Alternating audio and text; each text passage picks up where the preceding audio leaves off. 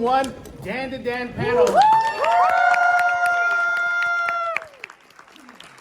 gonna have a little bit of alien talk, ghost talk, and voice actor talk, maybe. Give everybody, everybody give a warm welcome, a World San Antonio welcome to Abby Trott and Eddie Beckles.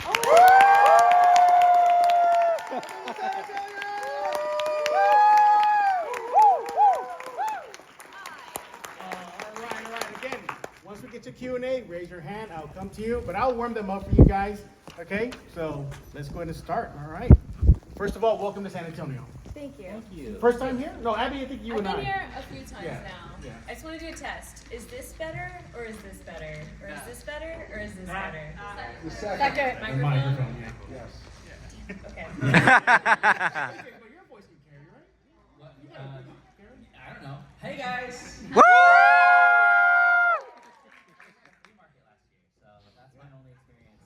Wait, what flea market did you go to? I don't know. Yeah, I showed up and it was a great time. all right. Oh, wait, you must have Trader Village? There we Oh, go. yeah. You know?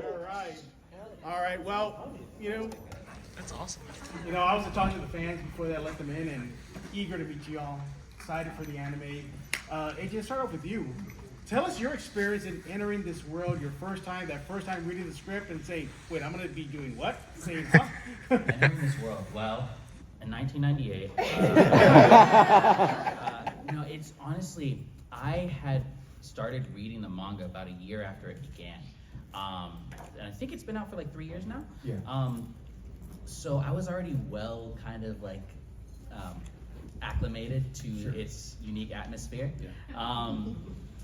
But I never thought that I would, get a chance to actually be in it, let alone be Okarun. So it's incredible, and it's probably the most fun I've ever had voicing a character. So yeah, it has been an amazing experience. What about you, Abby? So I hadn't heard about Dandadan until I got the audition. And I remember I got 2 clips for Momo. One was the clip where she's in the hall with Okarun and they start arguing about ghosts and aliens. And the second clip was when Momo is going through the abandoned building and she really opens up to Okarun talking about her family history. And so those are 2 really powerful scenes that kind of show different aspects of Momo's character. What I fell in love with immediately, besides Momo as a character, was the animation and the style of voice acting. Just felt so raw and natural, and I was immediately excited about the show. Sure. Whether or not I was in it, I was just excited to see it. And then I looked at it and I was like,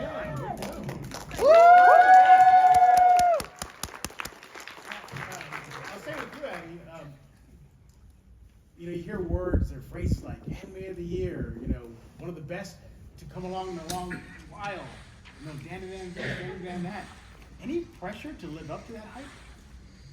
yeah, I mean, I always feel pressure as an actor because if somebody comes into something knowing about it, I don't want to disappoint. I don't like letting people down. I don't like people to be disappointed, especially because of me. But all I can do is my best, Sure. So that's what I'm trying to bring to the table when I record. And when you first read for it, well, you were aware of the manga already, right? No. You weren't. I was. But once you were aware of the uniqueness of it, did you sit back and go like, wait, what? Huh? Well, I didn't know, I still didn't know how popular the manga was or how popular the show would so quickly become. So I didn't really know what I was getting myself into when I started recording. I was just excited to be a part of it, and it seems to have kind of gone crazy on the internet a little bit. Yeah, I'm scrolling through Instagram and every other video is like creepy nuts, Yeah. People doing crazy good cosplay. And it's so fast. I feel like the show just came out and it's already everywhere. It's So everywhere. It's everywhere, yeah. it's nuts. It's creepy nuts. It's creepy. Yeah! So it's really cool. It's really cool to see. And speaking of cosplay, look at that over there, that color there. Look at that.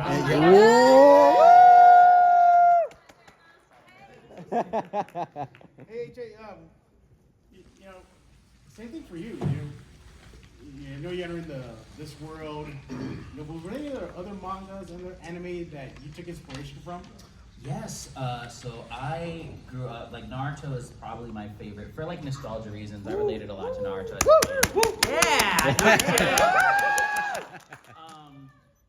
And Shikamaru, it exists, and he's the coolest character ever. What about Rock Lee though? Rock Lee's probably my cooler, favorite. but Shikamaru, like just the way he talks, is like it's very similar to Okarun when he's in his transformed state. So that, and then like always got to sprinkle in a little bit of Johnny Young Bosch. He plays Ichigo, and you know everyone else. So those two, but you know I try to add my own flavor. But I would say if I had to pick, it would be Shikamaru and like just Johnny as an actor. Yeah. Yeah, you give me flashbacks there. Johnny comes to these things, and we have this running gag. He gives me the hardest time every time I ask him questions. Really? So every time I ask him a question, oh Johnny, whatever, Power Ranger or Broly. Me, yes, Jeff. And then afterwards, he's like, thank you for being a good sport. All right, but I will say with you, AJ, what's it like been for you playing Okarun? How much has that impacted your life? Man, well, it's kind of just, I'm only just starting to see the effects. I've gone to, this is my third one now, convention since the beginning of Dandadan. And it was like, the first one I went to was after the show had finished airing, and I didn't know what to expect. And normally at conventions, right, like I've been doing this for like 3 years. My first like big thing was Takamichi and Tokyo Avengers. But I've always had like, you know, 5 people show up at a time, five minutes of like nothing, and then 5 people, and then, but like right out the gate with SAC Anime that I was at, just the longest line I've ever seen. It never stopped. A bunch of people are just really, really passionate about it. So I can't speak for the long term, but in general, like I can really see the effect that Dandadan has had in pop culture, like so quickly. Because you see it online, but you know it doesn't always carry over. So it was cool to see. Yeah. And Abby, you lived in Tokyo for a while, did you? I did. Yeah. How has that been for you as far as entering the anime manga world and just where it almost started, you know?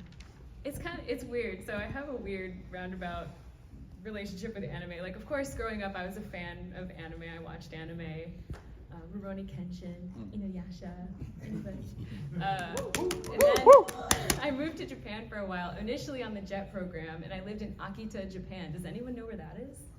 No. It's in northern Japan. It's so there's Hokkaido, and then there's Honshu, the main island. There's Aomori, and then right below Aomori on the west coast is Akita. So it's up there. Cold winters, lots of snow. So I lived there for 2 years doing the JET program, a teaching exchange program, and then I moved to Tokyo for 4 years because I wanted to be an actor, singer, and I was like, oh, I should probably get back to that old dream of mine that I, studied. I was a theater major, so I was like, okay, let's get back to it. So I moved to Tokyo. In Tokyo, I was doing mainly children's plays to teach English that traveled around Japan. So it was a really cool gig because I got to see a lot of Japan. And I was just auditioning for whatever, commercials, backup singing here and there. And I got to do a little bit of voiceover in Japan. That's cool. Not anime dubbing. Oh, what was it? Was more like promo stuff, textbooks, English textbooks. And the first character auditions I got were actually for the children's shows that I was doing, for the puppet characters that we had on stage, and also people in giant kigurumis, like there was a panda character named Pom Pom. They needed voice matches for these characters. And I auditioned, and I realized that I could match a fair amount of the characters, and I realized that maybe voiceover was something that I could be good at, and I actually loved it. So then I decided to leave Japan to pursue voiceover because there's not a ton of English voiceover in Japan for video games and animation, and all the anime dubbing is done here, or at least most of it to my knowledge. So I left Japan, moved back home, and I entered a contest online. Yes. Did you hear about this? I watched that video recently. Oh no, you didn't. It was good. Oh, it's still on YouTube. Bang Zoom. Bang Zoom, yes. So I was looking for opportunities online for voiceover, and I stumbled upon an anime voiceover competition called Perfect Idol, hosted by Bang Zoom, the studio that dubs Dandadan and Demon Slayer and a whole bunch of anime. I entered this contest. I had like a day to enter. Wow. The deadline was like the next day by the time I had found it. And there were a few stages. I went through those stages and I ended up winning the contest. And as part of the finale, they flew me to LA to do this, you know, last episode, last final audition. And I got to dub Miss Monochrome, which is a really cute anime that you probably haven't heard of, but it's adorable.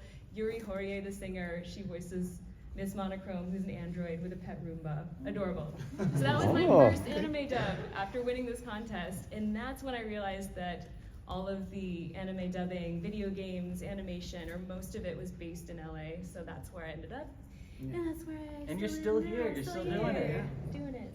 Well, it seems like in Dallas, right? Some studios are in Dallas. There's a lot of anime dubbing in Texas, Yeah. yeah. There's a big anime hub there Yeah. as well, which I didn't know until after I moved to LA. My wife said I figured out if it was represented anime movie now. I think it was. Maybe. Pretty sure. Yeah. Pretty sure. But Yeah. also, like, I wasn't trying to do specifically anime. Oh, you weren't? I was trying to do voiceover. Yeah. The first classes I took were for commercials, you know. So I just kind of fell into anime voiceover. Yeah. And as a fan of anime, it was pretty exciting and still is, so. Oh, awesome. Thank you. So, AJ, I got a question for you. You know, you San Antonio, heavy Hispanic population. You know, so you as a Puerto Rican, what does it mean for you to represent your roots, the Hispanic culture in this world of anime? It's so cool, and like I was just in Puerto Rico. I actually left Puerto Rico to come here because there was a convention out there as well, and I'd never been. And in general, like I wasn't raised in like Latin culture, Puerto Rican culture. I was like adopted when I was really young, so I didn't get to experience that. So when I went to Puerto Rico, it was so cool to see so many people that like literally look like me. And like where I'm from in Massachusetts, there's a big Puerto Rican, Dominican population as well. So I was like, oh, and these look like all the people I grew up with. So that was really sweet. And in general, like Puerto Rican, being black and everything like that, it's so cool that more and more of us are being trusted with these characters. Excuse me. I feel like it's kind of like about time, and I'm seeing like people, I guess I'm no longer new on the scene, but people that are newer than me starting to come up that are also people of color, a lot of, you know, Latin people and everything like that. It's awesome to be, you know, especially for a role as big as Okarun, it's cool that people can see that and see me and feel inspired to do it too. Do you try to, if you can, could you inject that type of vibe into Okarun? Is that something you would like to see happen, or? I can only go as far as Yeah. like the writing and what they Right. allow me to do. I could always make suggestions and stuff like that, but my main goal is just to be the best I can be and be visible. Yeah. And visible enough to where, you know, people can see me and again be inspired. Unfortunately with anime you can't really inject too much into it because, you know, but yeah. Yeah. A good anime that I've enjoyed that represents the Hispanic culture is, you ever heard this, Seis Manos? What is it? Seis Manos, 6 hands. No. It's on Netflix. So it's based in Mexico. Really? Yeah, and it's an anime. And it's called Seis Manos. Say Smart, it's on Netflix. It's on Netflix, yeah. It's only one season. I think Danny Trejo, the actor, he voices Oh yeah. Yeah. You're so Yeah. nice. I would recommend that one. If y'all really want to see a really good anime with heavy Mexican influence, Seis Manos on Netflix there. Before I go to Abby, just one more question I have for you. Do you ever feel the heaviness of portraying Okarun? Just how much the fans love the character? Dude, I was so nervous. Like, I knew there was potential for it to be a big deal. In general, like, the fact that they had like 3 English trailers that like they never have, maybe they might have one. Like Aniplex will do English trailers sometimes, but in general, like a lot of the time the English dubs don't get a lot of love from the you know, the promotional aspect of it. So they did that, and they've had so much key art and all this stuff. So they really, and the fact that it was available on Netflix, Crunchyroll, Hulu, like they wanted people to see this. But in general, like as a fan of it, I just wanted to do a good job by the fans. So I remember, like, because we finished all the episodes before the first episode came out. So we had to wait like weeks and weeks for the movie to air and then those episodes to come out. And So there's like a month between when we finished, I feel like, and when it actually aired, and I was just like always anxious. Like, oh my god, what if they hate it? What if they don't? What if the voice isn't cool? What if the voice for like Okarun when he's transformed? What if they hate that? You'd be so bummed. I'd be so Yeah. bummed. But everyone's been Just so like so a yo. sweet. So it feels a little. I was nervous at first, but I think like seeing all the people cosplay and everything like that has really helped me feel more confident in That's awesome. what we did. Yeah. That's awesome. By the way, your cosplay makes me think you still have your hand up. I don't know. She had a hand. Oh, it's her hair. It's her hair. Abby, you know, obviously Dandadan deals in the occult and UFOs and ghosts and whatnot. Do you believe in UFOs and ghosts? Any experiences you want to share with us? I believe in something. I don't know what it is. Yeah. I think that there are undeniably UAPs. Yeah. Yeah. Definitely like something, don't know what it is, don't know. And I believe that somewhere in the universe, right, we can't be the only thing alive. There has to be life somewhere. So in that sense, I believe in aliens. As far as ghosts, I also believe that there's something that we can't explain. I don't know if it's a ghost in the sense of, that we think of ghosts as in like, a person has passed away and they left their spirit is, I don't know if it's that or residual energy, I don't know, I don't really have theories. But my only weird encounter, it's not really a ghost story, but I definitely had a weird experience. One time when I was living back in Massachusetts, I'm also from Massachusetts, my mom and I would take walks around this like loop area that's near my house, and it's like kind of in the woods. It's really nice and peaceful, and their house is in the woods, and we would walk there all the time. One night we were walking there, and all of a sudden I was just stricken with this fear. It was so out of nowhere. Primal fear. Yeah, Like and instincts. it was so out of nowhere and so sudden that I was just confused, and I didn't know what I was gonna say, but I turned to my mom and I was like, "Mom?" And she goes, "Grab my arm and walk as fast as you can." Wow. Because she felt the same thing at the same time, which is weird. It was so strange. So we walked out of there, and then we get to our street, and I felt fine. And I was just like, what was that? What just happened? I needed answers, because I'm like, I need an explanation for this, but to this day, I don't know what it was. I didn't hear anything or smell anything that I'm aware of. Like, it was just out of nowhere, bizarre. So I know that there are a lot of people who have had unexplained experiences, and I don't think they're making it up. I don't think they're liars. Some people, sure, they're making stuff up for attention, but a lot of people just have had things happen to them that they can't explain. So I believe in something. Yeah. What about you, AJ? I also believe in aliens because the universe is infinite and it's expanding. So like it does not make any sense to me that we would be the one exception. Right. Do I have proof? No. I don't know if they're anywhere near us, but I think they're out there. Yeah. As far as ghosts are concerned, I don't really believe in ghosts. I like everyone else, I feel like I've had like weird experiences. Yeah, you know, like when you hear your mom call you and you say, "What was that?" and she says, "I didn't say anything." And then I just choose to believe I'm going crazy because that's easier for me. Right. But yeah, no, I believe in aliens. I don't really believe in ghosts. Oh, wow. Yeah. Yeah, no, I think my mom told me a story. She says when I was a baby, a kid, that I had a bad habit of getting out of the crib and then just walking around. I sleepwalking. Yeah. So one night she thought that's what it was doing one night. She said, "Oh, there's some sleepwalking, gotta get him out," you know? She swears to the day she stood up, she got up in bed, she looked and she saw a red jacket float in the air. That's Coming terrifying. towards her. Time to go sleep. Right. To leave the house? Yeah, it's your house now, red jacket. How are you gonna get the kids and everybody out? Yeah, but you know, overall though, you know, I'll go quickly. By the way, get your questions ready. I'm about to turn it over to y'all in just a few seconds. If y'all just wanted to chime in, you know, maybe anyways, if somebody was entering the Dandadan world for the first time, they could say, "Hey, AJ, hey, Abby, I'm gonna watch episode 1." Yeah. What would you tell them? I'm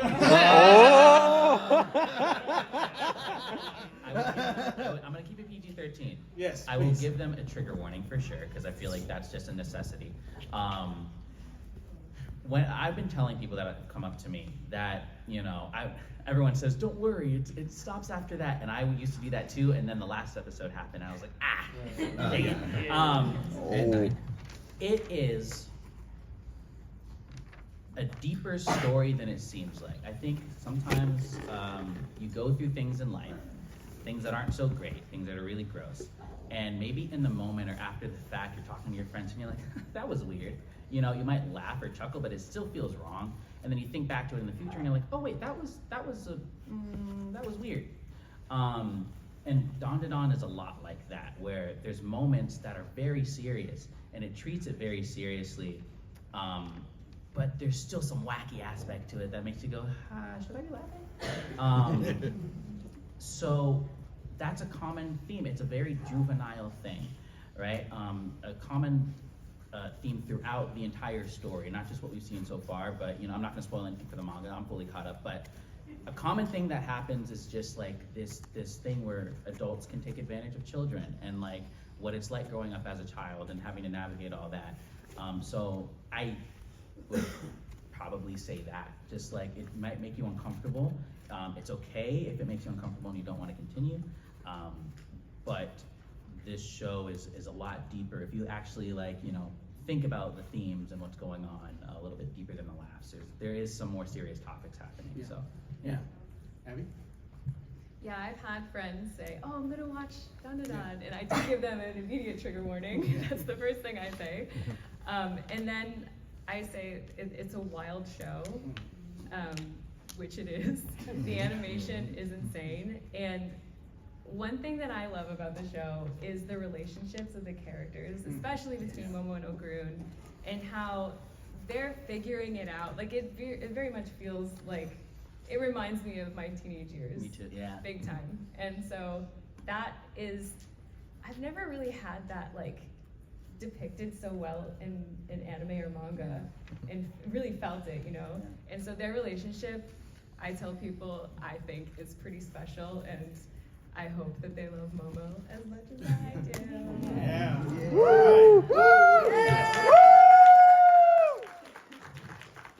Okay, so I told you all before we let the fans in, we'll have a little fun with the fans. So we have this nice pop that I donated to the panel. From Trigun. Nice pop. It's nice from Trigun. It's a Trigun pop, all right? Nice So millions.